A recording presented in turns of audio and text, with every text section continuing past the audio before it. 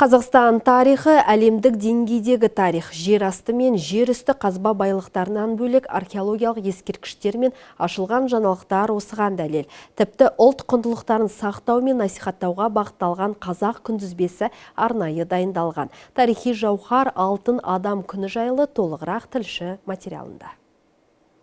Қазіргі қазақ жерін ежелгі адамзат баласы бұдан 1 миллиондай жыл бұрын мекен еткен. Ұланғайыр даланы тегі мен тарихи тағдырлар жағынан туыс тайпалар мекендеді. Тайпалардың өзінше бір жарқын мәдениет үлгісін көрсеткен 1969-1970 жылдар аралығында алтын адам табылды. Археолог Кемел Ақышев Есік өзенінің сол жақ жағалауынан анықтаған. Темір дәуірінде жерленген сақ жауынгердің мүрдесі әлем назарын аудартты. Бұл тарихи күн қазақ күнтізбесінде 22 сәуір алтын адам күні деп белгіленді.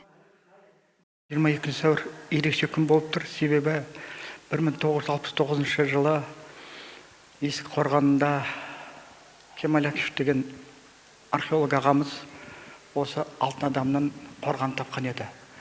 Бұл қорған дүние жүзінде үлкен әсер берді. Себебі соншама алтын, 4000-дай алтын мүшеден бір қорғаннан табылуы бүкін дүние жүзінде болмаған еді. Бұл біздің тарихымызда бір үлкен серпіліс беріп, үлкен біздің мәдениетімізді жалпы сақтардың нағыз ұрпақтар екенбіз, біздің бабаларымыз сақтар екенін біз сондан бастап біле бастадық.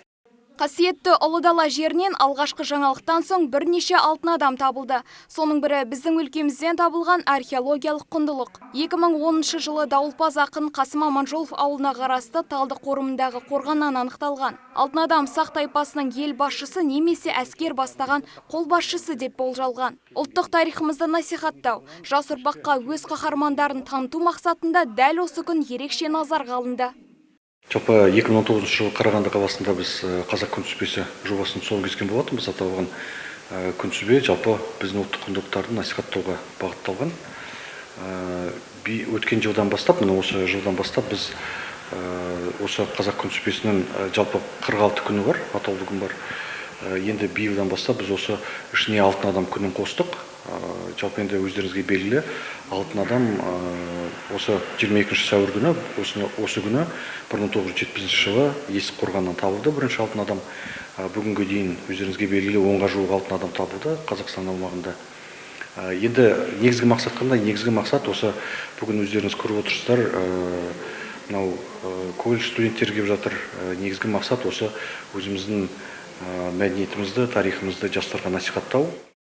Қанатты барыстағы алтын адам Қазақстанның ұлттық рәміздерінің біріне айналды. Сақ жауынгерлерінің көшірмелері еліміздің көптеген қалаларында орнатылған. Бірнеше музейде экспонаттар ұсынылған. Айым Ғалымқызы, Досжан Амантай,